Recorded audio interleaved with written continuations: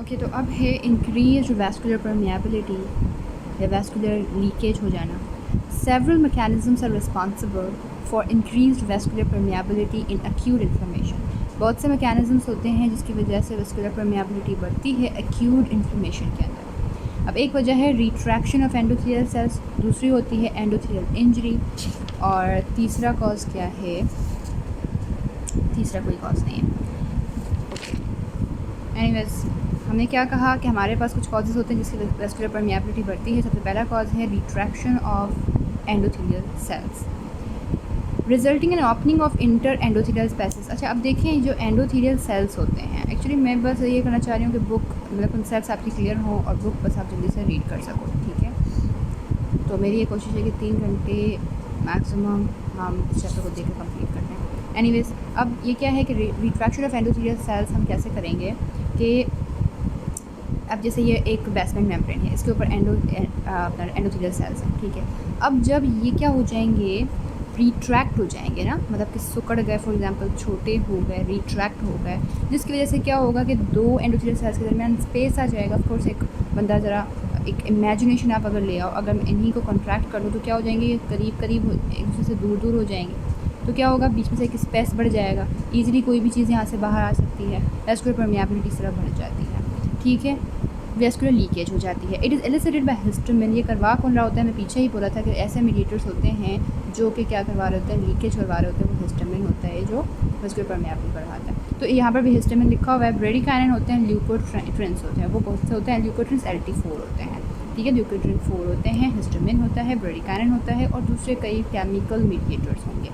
It occurs rapidly after exposure to the mediator within 15 to 30 minutes and is usually short lived. अब कह रहे हैं कि ये जो रिट्रैक्शन है ना, ये हो रही होती है जैसे मीडिएटर्स आके एक्सपोज होते हैं, ठीक है, मतलब आके लगते हैं, अपना काम करते हैं, और दूसरा कि ये शॉर्ट लिव्ड होते हैं ये mediators. Hence it is referred to as the immediate transient response. तो ये इमीडिएट ट्रांजिएंट रिस्पॉन्स होता है, टेम्पररी और जल्दी का रिस्पॉन्स होता है। To distinguish it from the delayed prolonged response that follows endothelial injury. क्या बोला जा रहा है, it is referred to as immediate transient response to distinguish, ताकि हम इससे क्या करें, डिफरेंस कर पाएँ कि डिलेड प्रोलॉन्ग रिस्पॉन्स जो हो रहा होता है एंडोथेलियल इंजरी में, एंडोथेलियल इंजरी की वजह से जो डिले रिस्पॉन्स होता है उससे आप क्या करो, डिफ्रेंशिएट कर सकोगे कुछ ऐसे मीडिएटर्स को। हम आगे बढ़ेंगे कि भाई कैसे एक डिले रिस्पॉन्स भी होता है, ठीक है। अच्छा, और वो इमीडिएट नहीं होता, ठीक है, एंडोथेलियल इंजरी के अंदर। अब हमने कहा कि हमारे पास 2 मतलब रिस्पॉन्सेज हो गए, एक डिलेड प्रोलॉन्ग रिस्पॉन्स हो गया, दूसरा इमीडिएट ट्रांजिएंट रिस्पॉन्स हो गया। अब जो इमीडिएट ट्रांजिएंट रिस्पॉन्स है वो किसकी वजह से, मीडिएटर्स की वजह से।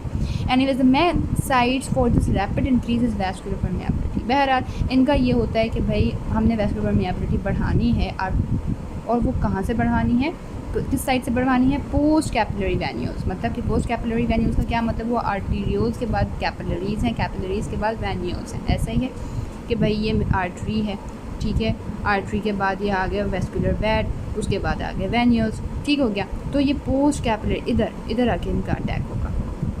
अटैक मतलब इनकी परमिएबिलिटी का इन्होंने बढ़ानी है। देन आ जाते हैं एंडोथेलियल इंजरी, कि भाई एंडोथेलियल सेल्स में कोई इंजरी हो गई तो फिर क्या होगा, परमिएबिलिटी बढ़ेगी, resulting in endothelial cell necrosis. अब इंजरी क्यों आई है, सेल नेक्रोसिस की वजह से है, या डिटैचमेंट हो गई, एंडोथेलियल सेल समहाउ डिटैच हो गया। Direct damage to the endothelium, या डायरेक्ट एंडोथेलियम ही क्या हो गया, डैमेज हो गया, तो हम ये कहते हैं कि सिवियर इंजरी हो गई। फॉर एग्जांपल इन बर्न्स, मतलब कि अगर हाथ वगैरह जल जाते हैं, और is induced by the actions of microbes, या फिर माइक्रोब आके डायरेक्ट अटैक करते हैं, या माइक्रोबियल एजेंट्स हो गए, ठीक है, टॉक्सिन्स हो गए, दैट टारगेट एंडोथेलियल सेल्स, ठीक हो गया। न्यूट्रोफिल्स दैट एडियर, जिस वजह से क्या हो गया, एंडोथेलियल सेल्स डैमेज हो जाते हैं डायरेक्टली। तो कौन कौन से थे, बर्न्स हो गए, कोई टॉक्सिन्स हो गए, या फिर माइक्रोब हो गया। Neutrophils that adhere to the endothelium during inflammation. Neutrophils हमारे सबसे पहले न्यूट्रोफिल्स ही होते हैं, हमेशा कहते हैं ल्यूकोसाइट्स में प्राइमरीली न्यूट्रोफिल्स होते हैं, सबसे आगे रहते हैं सबसे पहले, ठीक हो गया। तो वो जाके क्या करेंगे, एडियर करेंगे एंडोथेलियम में इन्फ्लेमेशन के दौरान में, also injure the endothelial cells and the amplify the reaction. कह रहे हैं अब जो न्यूट्रोफिल्स है ना, वो क्या करेंगे, इस इन्फ्लेमेटरी रिएक्शन को और एम्पलीफाई कर लेंगे, जो एंडोथेलियल सेल्स के साथ जाके वो बाइंड हो जाएंगे। In most instances leakage starts immediately after injury and is sustained for several hours. Leakage एकदम से स्टार्ट हो जाती है, तो हमने बोला था ना सबसे पहले तो इमीडिएट ट्रांसिएंट होता है, तो उस वजह से इमीडिएटली क्या होगा, लीकेज हो जाना स्टार्ट हो जाएगी और वो लीकेज सस्टेन रहेगी for several hours until the damage weather is thrombosed और repaired. Increase transport of fluids and proteins called transcytosis. हाँ, थर्ड है ना रीज़न। देखें, दूसरा हम ये कहते हैं कि भाई परमिएबिलिटी बढ़ जाती है तो इसकी वजह से क्या होने लग जाता है, ट्रांससाइटोसिस होने लग जाता है, मतलब कि फ्लूइड और प्रोटीन्स ट्रांसपोर्ट होने लग जाते हैं through the endothelial cells. This process documented at experimental models में involve intracellular channel that open in response to certain factors. कह रहे हैं भाई हमने कोई एक्सपेरिमेंटल मॉडल्स में ये चीज़ डॉक्यूमेंट्री के थ्रू दिखाई गई है, बताई गई है कि भाई देखो इंट्रासेलुलर चैनल्स कोई होते हैं, सेल्स के दरमियान कोई चैनल्स होते हैं, ठीक है, एक सेल है दूसरा सेल है, इनके दरमियान कुछ चैनल्स होते हैं। अब ये चैनल्स ओपन हो जाते हैं कुछ फैक्टर्स के रिस्पॉन्स पे, जैसे कि एंडोथेलियल ग्रोथ फैक्टर हो गया, vascular endothelial growth factor sorry VEGF that promote vascular leakage. वो क्या करते हैं, ये जब खुल जाते हैं because of vascular endothelial growth factor तो वैस्कुलर लीकेज ईजीली हो जाती है। Its contribution to the vascular permeability seen in acute inflammation in humans is unclear. ठीक हो गया। अब इन VEGF की कंट्रीब्यूशन की वजह से वैस्कुलर परमिएबिलिटी एक्यूट इन्फ्लेमेशन में बढ़ती है। वो कैसे, क्या मतलब किस तरह का प्रोसेस पूरा होता है वो अनक्लियर है। बस हमने इतना याद रखना है कि यार अपना इंट्रासेलुलर चैनल्स होते हैं जो कि ओपन होते हैं सर्टेन फैक्टर्स की वजह से, जैसे कि वैस्कुलर एंडोथेलियल ग्रोथ फैक्टर हो गया, एंड दिस इज़ हाउ क्या होता है वैस्कुलर परमिएबिलिटी बढ़ती है। तो एक हमारे पास वैस्कुलर परमिएबिलिटी बढ़ाने वाले कुछ फैक्टर्स हैं, दूसरा हमने कहा कि हमारे डायरेक्ट कोई इंजरी आ जाती है एंडोथेलियन में, तीसरा हमने कहा कि उनकी क्या होती है, कंट्रैक्शन होती है जिसे हम कहते हैं रिट्रैक्शन ऑफ एंडोथेलियल सेल्स। ठीक हो गया। अब हम कह रहे हैं कि भाई इन मैकेनिज़म्स की एबिलिटी यही होती है कि वो वैस्कुलर परमिएबिलिटी को बढ़ाते हैं। All probably contribute in varying degrees in response to most stimuli. अब होता है कि भाई कब किस कंडीशन में परमिएबिलिटी बढ़ गई, किस कंडीशन में कम हो गई, वो तो फिर स्टिमुलाई पर डिपेंड करता है ना कि स्टिमुलस किस किस्म का है कि भाई परमिएबिलिटी कितनी बढ़ानी है कितनी नहीं बढ़ानी। For example at different stages of thermal burn leakage results from endothelial retraction.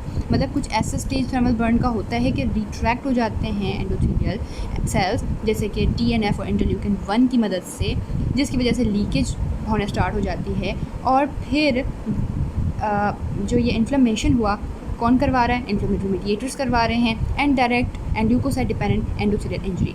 और फिर हम ये भी कह सकते हैं ल्यूकोसाइट डिपेंडेंट एंडोथेलियल इंजरी हो गई जिसकी वजह से ये सब काम हो रहा है। तो लीकेज रिजल्ट ये हो सकता है कि भाई एंडोथेलियल रिट्रैक्शन की वजह से हो गया, इन्फ्लेमेशन की वजह से हो गया, ल्यूकोसाइट डिपेंडेंट एंडोथेलियल इंजरी हो गई या डायरेक्ट इंजरी हो गई, कुछ भी हो सकता है। ठीक है। अब response of lymphatic vaso lymph nodes का रिस्पॉन्स क्या है, ये तो देख लिया कि भाई हाँ मीडिएटर्स का ये काम होता है, मैक्रोफेजेस का ये काम होता है, फेगोसाइट्स का ये काम होता है, और ना और भी तरह तरह के जो हमने पढ़ लिए। अब लिम्फेटिक वेसल्स और लिम्फ नोड्स का क्या काम है, in addition to blood vessels lymphatic vessels also participate in acute inflammation. ठीक है। ब्लड वेसल्स में जो कुछ भी था ब्लड वेसल्स में, जैसे कि न्यूट्रोफिल्स हो गए और भी मीडिएटर्स हो गए, सब तरह तरह के। इस तरह से लिम्फेटिक वेसल्स भी एक्यूट इन्फ्लेमेशन में पार्टिसिपेट करते हैं। The system of lymphatics and lymph nodes filters and polishes the extravascular fluids। अब कह रहे हैं कि जो लिम्फेटिक सिस्टम है और लिम्फ नोड्स हैं वो क्या करते हैं, फिल्टर करते हैं एक्स्ट्रावैस्कुलर फ्लूइड को, पॉलिसिस को। अच्छा अब देखें, आपने ये बात याद रखनी है कि जब भी किस तरह से लीकेज वगैरह हो जाती है ना, तो एक तो एडिमा कॉज हो सकता है, एक्सुडेशन, ट्रांसुडेशन जो भी हो गया। ठीक है। फिर हम ये कहते हैं कि भाई लाजमी बात है इतना लीक होना भी ठीक नहीं होता। तो अगर फॉर एग्जाम्पल एडिमा वाली कंडीशन आ रही है, मैं एक चीज़ से आपको समझाने की कोशिश कर रही हूँ कि किस तरह से लिम्फेटिक और लिम्फ नोड्स हैं वो पार्टिसिपेट करते हैं। तो वो इस तरह से करते हैं कि भाई एक्सेसिव एक्यूमुलेशन इंटरस्टिशियल स्पेसेस या फ्लूइड इंटरस्टिशियल टिश्यूज़ में ना आ जाए तरह तरह से। तो फिर हम क्या कहते हैं कि भाई ये जो लिम्फ नोड होता है ना, वो क्या करते हैं, लिम्फेटिक वेसल्स से लिम्फ नोड से ये फ्लूइड जाता है, फिर वो जाएगा अपना वेंस में। ठीक है। फिर वहाँ से बहरहाल टिश्यू में एक्यूमुलेट होने नहीं देता, तो फिर आपको पता है वेंस से वो जाएगा हार्ट में और फिर सर्कुलेशन में हो जाएगा, वो टिश्यूज़ का पार्ट नहीं रहेगा। ठीक है। तो ये यही कह रहे हैं कि वो फिल्टर करेगा एक्स्ट्रा वैस्कुलर फ्लूइड्स को। Lymphatics drain the small amount of extra vascular fluid. Lymphatics क्या करता है, उस एक्स्ट्रा वैस्कुलर फ्लूइड को ड्रेन करेगा दैट सीप्स आउट ऑफ कैपिलरीज, जो किसी तरह से कैपिलरी से बाहर निकल आए थे नॉर्मल सर्कमस्टेंसेस की वजह से। लेकिन अगर हम इन्फ्लेमेशन की बात करें तो lymph flow is increase to have brain oedema. Lymph flow increase हो जाता है ताकि जो एडिमा हुआ है ना, एडिमेटस फ्लूइड जो है, एडिमा फ्लूइड वो ड्रेन हो सके, that accumulates because of increase vascular permeability. और ये एडिमा फ्लूइड एक्यूमुलेट क्यों हुआ था? क्योंकि परमिएबिलिटी बढ़ गई थी भाई, सब चीज़ें बाहर आ गई थी, तो उसको बचाओ, इतना ज़्यादा एक्यूमुलेट होना ठीक नहीं है, तो लिम्फ फ्लो क्या करेगा? उसको ड्रेन करेगा। इन एडिशन टू फ्लूइड के साथ साथ leukocytes and cell debris as well as microbes, leukocytes और सेल डेब्रिस और जो भी माइक्रोब्स होते हैं फ्लूइड के साथ, वो क्या करेंगे? अपना वो भी लिम्फ में चले जाएंगे, ठीक है। मतलब जाहिर सी बात है, वो सिर्फ फ्लूइड को तो नहीं लेंगे ना, फ्लूइड के साथ हर एक चीज़ आ जाएगी, डेब्रिस आ जाएंगे, माइक्रोब्स आ जाएंगे, ल्यूकोसाइट्स आ जाएंगे। Lymphatic vessels like blood vessels proliferate during inflammatory reaction, जैसे कि ब्लड वेसल्स प्रोलिफरेट होता है, प्रोलिफरेशन थी ना, हमने स्टेप्स पढ़ा था, ठीक है। ये और आगे आपको बातें क्लियर होंगी प्रोलिफरेशन वगैरह की। तो इसी की तरह से लिम्फेटिक वेसल्स भी प्रोलिफरेट होते हैं to handle the increase load, ताकि देखो इतना फ्लूइड आ रहा है, ठीक है, तो फिर उसको भी तो हैंडल करना है ना, उसे टिश्यूज़ में तो नहीं भरने देना, तो फिर क्या करेंगे? एंजियोजेनेसिस हो जाती है, ठीक है, मतलब वेसल्स बनना स्टार्ट हो जाती हैं। तो इसी तरह से लिम्फेटिक वेसल्स भी करते हैं। द लिम्फेटिक्स में बिकम सेकेंडरीली इन्फ्लैम। बहरहाल अब इतना बेचारे करे जा रहे हैं, तो एक टाइम आएगा कि वो भी इन्फ्लैम हो जाएंगे, जिसे हम लिम्फेंजाइटिस कहते हैं। As may the drainage lymph nodes, और इस तरह से लिम्फ नोड्स भी स्वेल हो गए, तो फिर हम इसे लिम्फेडेनाइटिस कहते हैं, ठीक है। लिम्फेंजाइटिस, जब लिम्फेटिक्स क्या हो गए? स्वेल हो गए हैं। जब लिम्फ नोड्स हो गए तो lymphadenitis. Inflamed lymph nodes are often enlarge because of increase cellularity, ठीक है, cellularity. The constellation of pathologic changes is termed reactive or inflammatory lymphadenitis for। अच्छा, अब कह रहे हैं हम इसके लिए एक क्लिनिकल टर्म यूज़ करते हैं कि रिएक्टिव बोलें बेशक, या इन्फ्लेमेटरी लिम्फेडेनाइटिस बोलते हैं कि लिम्फ नोड स्वेल हो गए हैं बिकॉज ऑफ इंक्रीज सेलुलैरिटी, ठीक है। For clinicians the presence of red streaks near a skin wound is a telltale sign of an infection in the wound. अच्छा, कह रहे हैं अब किसी भी स्किन वुंड के नज़दीक कोई रेड स्ट्रीक हो, ठीक है, कोई रेड स्ट्रीक हो, तो ऐसी कोई कंडीशन दिखने को मिले तो एक ही साइन होती है कि इन्फेक्शन हो चुका है वुंड के अंदर, इन्फेक्शन हो चुका है, ठीक है।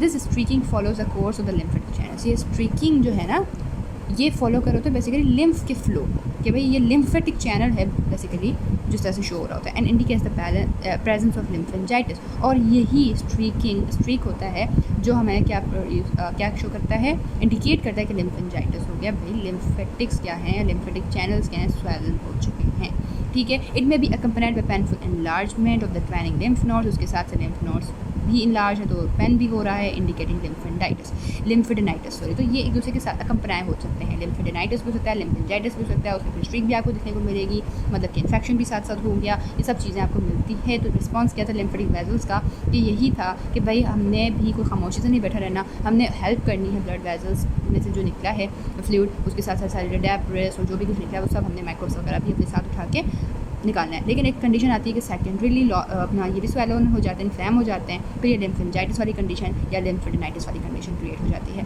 ठीक है। फिर हम पढ़ेंगे leukocyte recruitment to site of inflammation. हमने रिकॉग्निशन कर ली और ना लीकेज भी करवा दिया उसकी। अब हम चाह रहे हैं कि ल्यूकोसाइट क्या हो?